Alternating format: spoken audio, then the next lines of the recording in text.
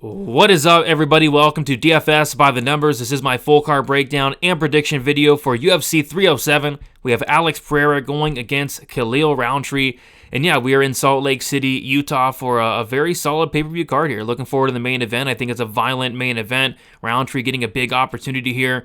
We got the co-main event, the Bantamweight Championship on the line between Pennington and Pena. And then some really fun fights scattered out throughout the card. I think the main card's really good, actually. So yeah, looking forward to it for sure. I think there's a lot of live underdogs on this card. I do have 2 underdog bets thus far, and honestly, I'm looking at maybe 1 or 2 more. I think we get some dogs. I think the dogs going to be barking in Salt Lake City. So yeah, looking forward to it. Before we get into it all, if you guys could do me a favor, like the video, subscribe to the channel if you have not already, and then leave me a comment. All 3 of those things go a very, very long way. And since this is a pay-per-view card, I'm going to bring back the Significant Strike contest for UFC 307. Last time we had somebody get it right on the dot. This time I feel like multiple people probably should. I feel like it's pretty easy this week considering, I feel like this fight's not going to last too long. So yeah, comment down your Significant Strike guesses for Alex Pereira and Khalil Rountree. $25 to first. If there's a tie, the tiebreaker does go to the person that commented first. So be sure to get those Significant Strikes down in the comment section for me there.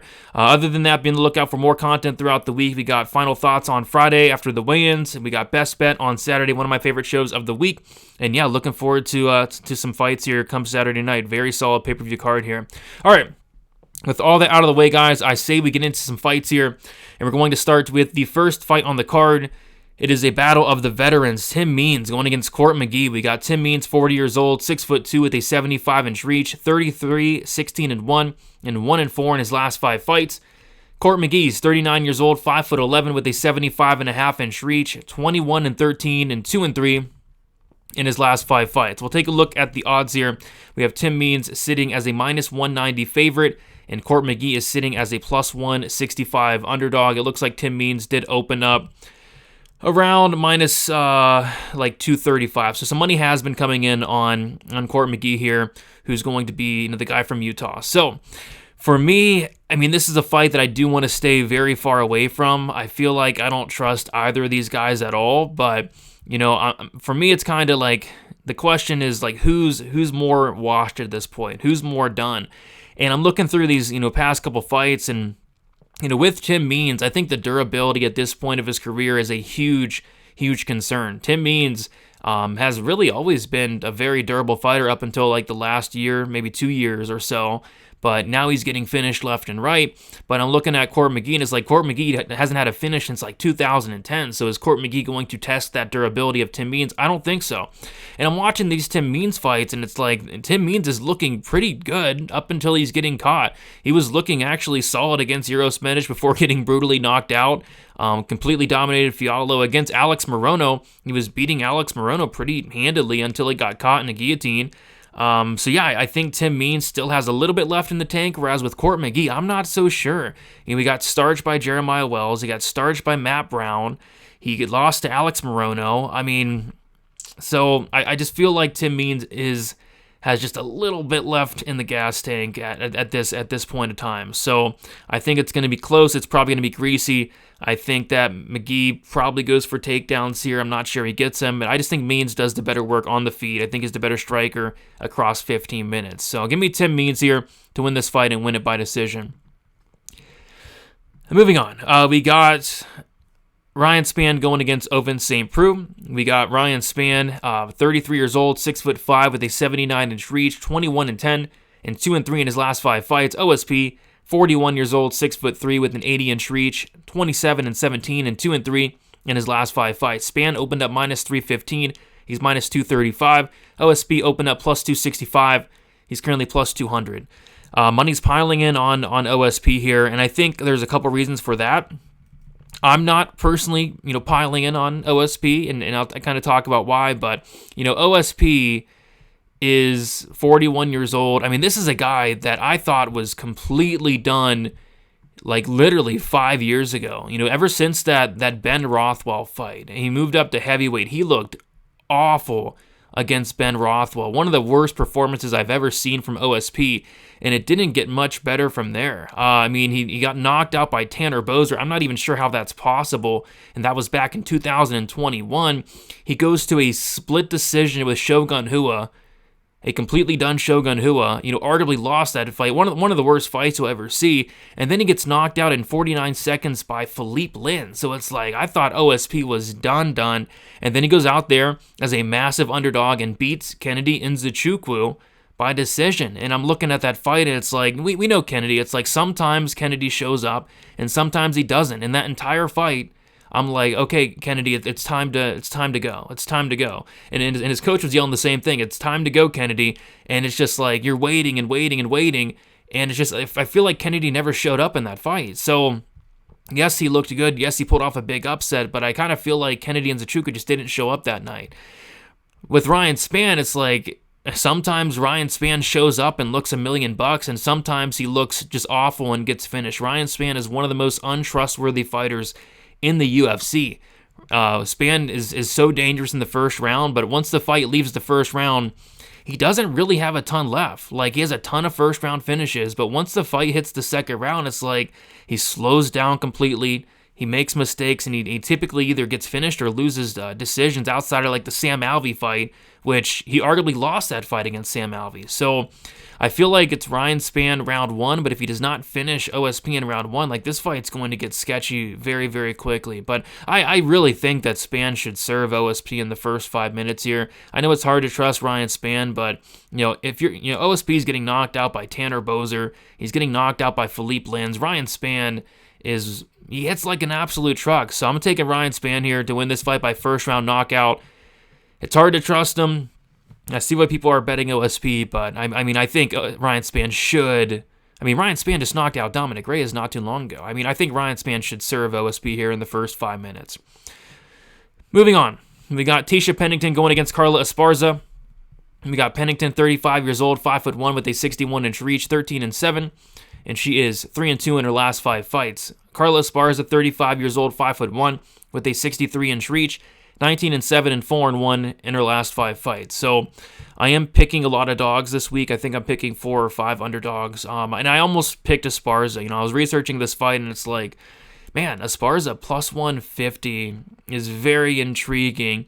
And I'm kind of surprised she's this big of a dog, if not like not favored. And then it's like, there are some massive red flags here with Esparza. First and foremost, she's taking a 2-year layoff. I don't like that at all. I don't like the inactivity. The other thing is, the last time we did see her, she just got absolutely decimated by Zhang Wei Li. The other thing is, like, this is her retirement fight. She announced that this will be the last fight of her career, and as we know, outside of like Robbie Lawler, a recent example, retiring fighters typically don't have a ton of success. They typically don't win that last fight. So I don't like that. And then I'm like, okay, why has she been off for 2 years? Oh, she had a kid. I also don't like that. Like, we see these WMMA fighters, they have kids, and they lose a lot, coming back from, having a kid, it seems like. So, the layoff, the kid, the retirement, it's all just bad on Esparza. So yes, the plus money does look intriguing, but I'm just not sure which, Carla Esparza really shows up, how motivated she is, all that type stuff. So, and yeah, I could definitely see Pennington, stuffing some takedowns. Pennington is hard to take down, and she's even harder to hold down. And then on the feet, it's going to be just Pennington being the much better striker. Like, we saw Pennington go out there and just really style on Angela Hill not too long ago. And I think Angela Hill's like a much better striker than Carla Esparza. So with all things considered, I got to go Pennington here. I'm going to take Pennington to win this fight by decision. Next, we got Alexander Hernandez going against Austin Hubbard. We got Hernandez, 32 years old, 5'9", 72-inch reach, 14-8, 1-4 in his last 5 fights. Austin Hubbard, 32 years old, 5'10", with a 71-inch reach, 16-7 and 3-2 in his last 5 fights. Let's see, we have Alexander Hernandez opened up minus 180. He is currently minus 160. Austin Hubbard opened up plus 155. He's currently a plus 140 underdog. And yeah, I think Austin Hubbard is a very live dog here. So I think in terms of skill, like, Alexander Hernandez is the more skilled fighter. But as we know, that doesn't always matter. Austin Hubbard's not a guy that is really great anywhere. He's solid everywhere. He's a solid striker. He's a solid grappler. He's a solid wrestler. He's one of those guys where he's just okay everywhere. But he makes up with it with being next level tough, next level durable, having incredible cardio, and heart. And those are just things that Alexander Hernandez does not have. Alexander Hernandez lacks the cardio. He lacks the heart. He lacks the durability. He lacks all those things. He looks very good in the first round. If he can get you out of there, he does. He has multiple first-round finishes, including against Beneil Dariush. But if the fight gets extended, we see it time and time again with Hernandez. It's like he falls off a cliff. He doesn't look the same after those first 5 to 7.5 minutes. And something to really mention here is Austin Hubbard trains at elevation. Alexander Hernandez is coming in here on short notice. So, and he gasses in general to begin with. So it's like, this is how I'm seeing the fight play out. I think Alexander Hernandez does win that first round. I think he's the better fighter. I think he's the better striker. I think he's the better wrestler. But like I said, Austin Hubbard, he's tough. I don't see Austin Hubbard getting knocked out early. I think he's going to make this a grind and to kind of take over as the fight goes on. So I like Hubbard here as a dog. I'm going to pick him to win this fight by decision, but I wouldn't rule out like a late finish just because Hernandez just crumbles time and time again at elevation, short notice. I think Hubbard's live here. So give me Austin Hubbard. I'll say he wins this fight by decision. All right, moving on. We have Cesar Almeida going against Ihor Potieria. We got Almeida, 36 years old, 6'1", with a 74-inch reach, 5-1 and 4-1 in his last 5 fights. Potieria, 28 years old, 6'3", with a 75-inch reach, 21-6 and 2-3 in his last 5 fights. Almeida opened up minus 325. He's now minus 360. Potieria opened up plus 285. He's currently plus 275. And yeah, I think it's a solid matchup here for Almeida, and here's why. It's like Potieria, in theory, he's going to be trying to go for takedowns here. I think that'd be very wise. I think really anybody that fights Cesar Almeida is going to go for takedowns. We saw the dude on the Contender Series go for takedowns. We saw Roman Kopylov go for takedowns. And we also saw Dylan Buckley go for takedowns. And I think it's going to be no different here. The difference between Kopylov and Buckley is I don't think Potieria's wrestling is good at all. I think he's like 0 for 10 or 0 for 11 on takedowns thus far in the UFC. Hasn't completed one yet. And it's like he's not really wrestling outside the UFC as well. So although I think it's probably in the game plan for Potieria to attempt to wrestle, will he have success doing so? I really doubt it. So I think this fight's going to play outstanding, and if it does, Almeida's just the much higher level striker. Potieria, he's impressed me. He's a lot better than I expected him to be. But I just think this is a tough matchup here for him. So I'm going to go Almeida here. I think he's going to stuff the takedowns, keep it on the feet, and I think he's going to break Potieria as the fight goes on. Give me Cesar Almeida to win this fight by second-round knockout. All right, next we got Iasmin Lucindo going against Marina Rodriguez. We got Lucindo, 22 years old, 5'3", with a 66-inch reach, 16-5 and 4-1 in her last 5 fights. Rodriguez, 37 years old, 5'6", with a 65-inch reach, 17-4-2 and 2-3 in her last 5 fights. Lucindo actually opened up as the underdog, plus 120. She's now minus 190. And we have Rodriguez opened up as a minus 140 favorite. She is now a plus 165 underdog. And yeah, I think Rodriguez is somewhat live here. The reason I can't go with her, though, is, there's a big difference in age here. I mean, 15 years younger is Iasmin Lucindo. And on top of that, the way I'm seeing this fight play out, I think on the feet, it's going to be close. It's going to be competitive. If not, maybe even slightly favor Rodriguez. Like, Rodriguez has very good striking, but as does Lucindo. I just think the difference in this fight for me is Rodriguez, we've seen it, her entire career. The kryptonite for Rodriguez is the takedown defense. We see opponents take her down, and Lucindo can wrestle. We've seen Lucindo wrestle in pretty much all of her fights outside of the Heregi fight. So even if it's close on the feet, like I think Lucindo can mix in takedowns here or there. And another thing is like when Rodriguez does get taken down, she's one of those fighters that just doesn't get up. We've seen her get taken down and just lay on her back for an entire round. It's really hard to watch, especially if you have money on her. So I think Lucindo is going to come in here. Why wouldn't she look to wrestle? Why wouldn't she look to get the fight down to the mat? Because we've seen Rodriguez just get taken down and held down so many times in the UFC. So I got to go Lucindo here. Minus 190, it is a little crazy. Like, she is only 22 years old. She hasn't proven a ton. But I just think that, that she's getting Rodriguez here at the right time. So I'm going to go Lucindo to win this fight. I'm going to take her to win it by decision. All right, moving on to the feature prelim. It is Joaquin Buckley going against Stephen Thompson. We got Buckley, 30 years old, 5'10", with a 76-inch reach, 19-6 and 4-1 in his last 5 fights. Stephen Thompson, 41 years old, 6 foot with a 75-inch reach, 17-7-1 and 2-3 in his last 5 fights. Buckley sitting at minus 220 and Stephen Thompson a plus 185 underdog. And this is a close fight to me because, you look through Stephen Thompson's record and it's like, who's taking him down and beating? Because that's what you would think Buckley's game plan would be, right? Like taking down Stephen Thompson. And it's like Shavkat Rakhmonov did. That guy's pretty good, right? Gilbert Burns did as well. Burns is pretty good, and that was Burns in his prime.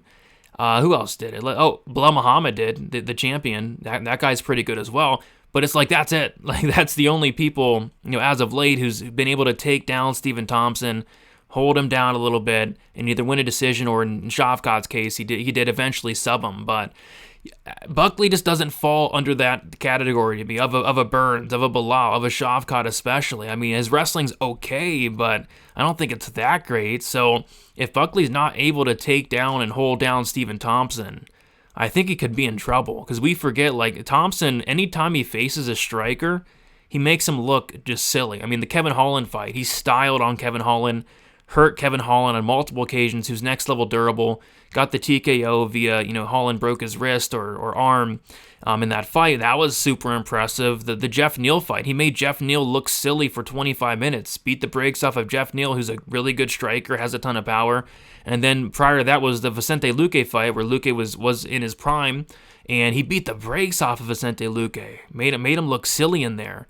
And I don't see why it would be any different here with Joaquin Buckley. I don't like the fact that Thompson's 41, and yeah, maybe Buckley can take him down here or there, but will he be able to do it for 15 minutes? I'm not so sure. So yeah, I got to go with Stephen Thompson here. I think he's the much better striker, and if Buckley doesn't get takedowns, I think Thompson can get it done here. So I'm going to take Thompson to win this fight. I'm going to take him to win this fight by decision. All right, moving on to the main card opener, it is Kevin Holland going against Roman Dolidze. We got Kevin Holland, 31 years old, 6'3", with a 81-inch reach, 26-11, and 3-2 in his last 5 fights. Roman Dolidze, 36 years old, 6'2", with a 76-inch reach, 13-3, and 3-2 in his last 5 fights. Kevin Holland is the favorite. He opened up minus 150, currently minus 140. Dolidze opened up plus 130, currently plus 120. And so yeah, Dolidze, I think he has a clear path here. Like, Kevin Holland, what does he struggle against? And the answer to that is, big, strong middleweights taking him down and holding him down. We saw, Marvin Vettori take him down 11 times over 25 minutes. We saw Derek Brunson take him down 6 times over 25 minutes. We saw even Kyle Dawkins got him down before the no contest. We saw Hamzat take him down. Like, Kevin Holland can be taken down. He can be held down. Even Jacare got him down twice. So Dolidze is a big, strong middleweight. Dolidze actually has a fight at heavyweight before. He's a light heavyweight. So I feel like he can use that weight, that size, that strength, because Kevin Holland, for middleweight, I feel like he doesn't even cut weight, like if at all. He's not a middleweight. He's a welterweight. So Dolidze's the much bigger fighter. He's going to be cutting a ton of weight, Roman Dolidze. I think he's going to be the stronger fighter. The striking, you got to favor Kevin Holland. I think Kevin Holland's going to have a massive speed advantage. Both guys have power. Maybe you give Dolidze the power advantage. But yeah, Kevin Holland probably wins the minutes in the striking. But, why can't Roman Dolidze take down Kevin Holland, who we've just seen him taken down time and time again? And the thing about Roman Dolidze is this guy is an incredible grappler. Very high-level black belt, and he has no submissions on his record yet, but he's attempted 8 submissions in his career. He styled on Jack Hermanson. I couldn't believe what he was doing to Jack Hermanson. He made Jack Hermanson look like a white belt. I mean, Jack Hermanson's an incredible grappler. And then we saw him, tear up Phil Haas's leg on the mat prior to brutally knocking him out. He attempted multiple submissions against Trevin Giles and John Alon. And we've seen Kevin Holland tapped out multiple times. He's been submitted by Brendan Allen. He's been submitted by Hamzat. So I feel like the path is clear here for Dolidze. Get this fight down to the mat, and maybe a submission opportunity presents itself. So I'm liking Dolidze here. I think I'm going to go with Dolidze by submission here in the second round. But I could also see a scenario where the striking's competitive, if not favors Holland. Dolidze, a lot of clinching, a lot of pushing against the cage, but using that size, taking him down and winning some minutes on top and winning a decision. But I'll say Dolidze, and Dolidze by second round submission here. Next, we got Kayla Harrison going against Ketlen Vieira. We got Harrison, 34 years old, 5'8", with a 66-inch reach, 17-1, 4-1 in her last 5 fights. Vieira, 33 years old, 5'8", with a 68-inch reach, 14-3 and 3-2 in her last 5 fights. Harrison opened up -900, currently -1200. And Vieira opened up +600, currently +750. Going to keep this one short and sweet. I don't even think Vieira's a bum. I think Vieira's solid. Vieira has wrestling background, like a 90% takedown defense, solid striking, good jiu-jitsu. I think she's solid. It's just I think Kayla Harrison's on a different level, hence the line. Should she be -1200? Maybe she looks -1200. The weight cuts, something to monitor for Kayla Harrison. She's got to be cutting a ton of weight. But yeah, it should be Kayla Harrison. Although Vieira does have good takedown defense, I don't think she's going to have an answer for the judo. Harrison should be able to get on top. Once she's on top, she's heavy on top. She'll stay there. She'll win minutes. And as long as the cardio holds up in elevation, I think Harrison wins this fight across 15, if not getting a finish along the way. So I'll go Kayla Harrison to win this fight and win it by decision. Next fight, we have Mario Bautista going against Jose Aldo. We got Bautista, 31 years old, 5'9", with a 69-inch reach, 14-2, and 5-0 in his last 5 fights. Jose Aldo, he's 38 years old, 5'7", with a 70-inch reach, 32-8, and 4-1 in his last 5 fights. Bautista opened up -175. He's currently -145. Aldo opened up +150. He's currently +125. I'm going with another dog here. I'm going with Jose Aldo. I think stylistically, like it's a solid matchup for him. I truly do. Like you look at Mario Bautista, and yeah, he's solid everywhere, good striker, but he's taking guys down. His ground game is very good. I'm really impressed with the ground game of Bautista, what he's able to do to some of these guys like Benito Lopez, Guido Canetti, Brian Keller, just making these guys look silly on the mat, right? But he's not taking down Jose Aldo. I mean, Jose Aldo has some of the best takedown defense, not only in the division, but in like UFC history. A 91% takedown defense.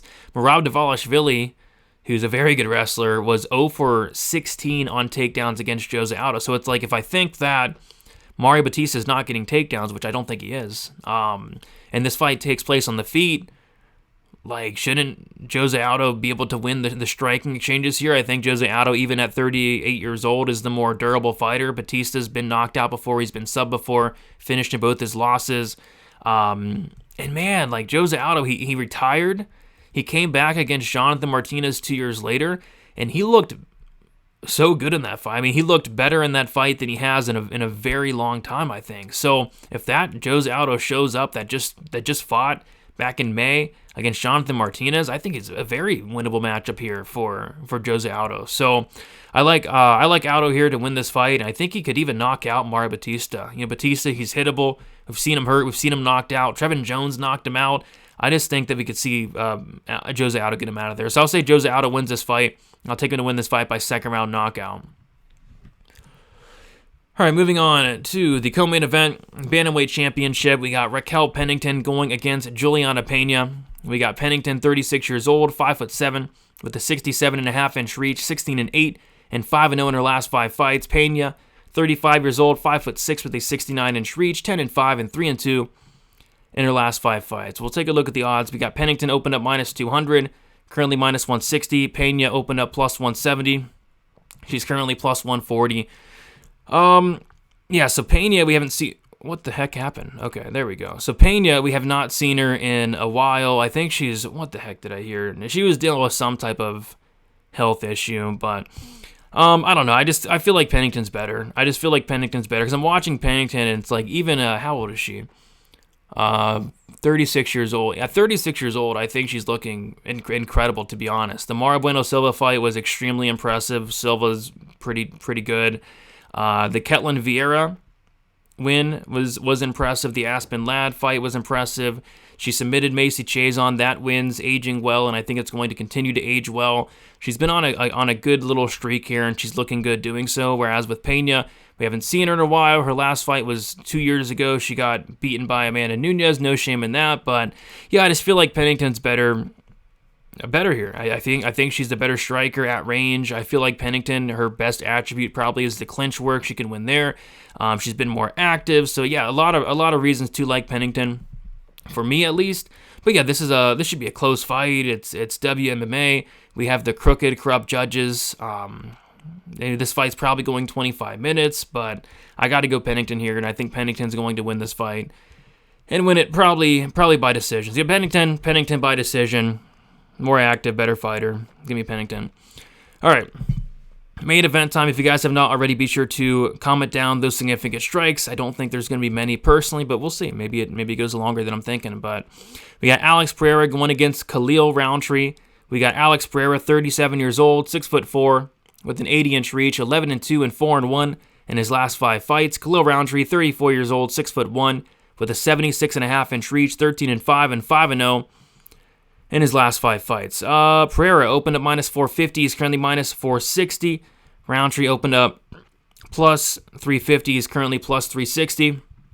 And yeah, when I first saw this fight was announced, I was kind of shocked because Khalil Rountree did just serve a little bit of a suspension, and on top of that, it's Khalil Rountree hasn't fought the best competition in the world, and I guess I just can't get the Marcin Prach fight out of my head. But to his credit, that was 3 years ago at this point.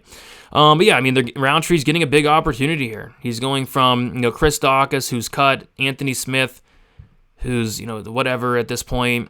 Dustin Jacoby, I thought he lost that fight. Carl Roberson's cut. Modestus is whatever, and he's taken on Alex Pereira. It's a big step up in competition for sure, but yeah, I think he's earned it. He's looked good. He's looked violent. He's looked dominant.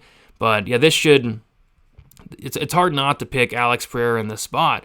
Khalil Rountree said it himself. He's not going to wrestle. He has attempted maybe a couple takedowns in the UFC. He's gotten 0 of those takedowns. I think these two are going to strike, and at that point, you have to go with the better striker in Alex Pereira.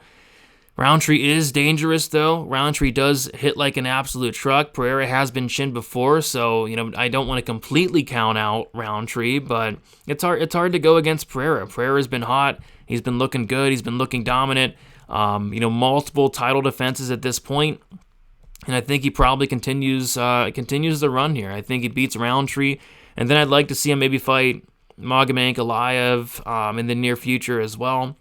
But yeah, I gotta go Pereira here. Give me Pereira to win this fight by second round knockout. I think it's gonna be a fun fight for as long as it lasts. But yeah, give me Pereira in this one. There you guys have it. Thank you all for watching. If you guys could do me a favor, like on your way out, subscribe to the channel if you have not already. And then also, if you guys want more content, or if you do want to support me more, check out dfsbythenumbers.com. That's where you'll find all my betting content, my DraftKings content, putting a ton of work out there, and a bunch of articles should be dropping pretty soon here after I get off here tonight. So yeah, guys, best of luck for UFC 307, and we will talk to you soon. See you later.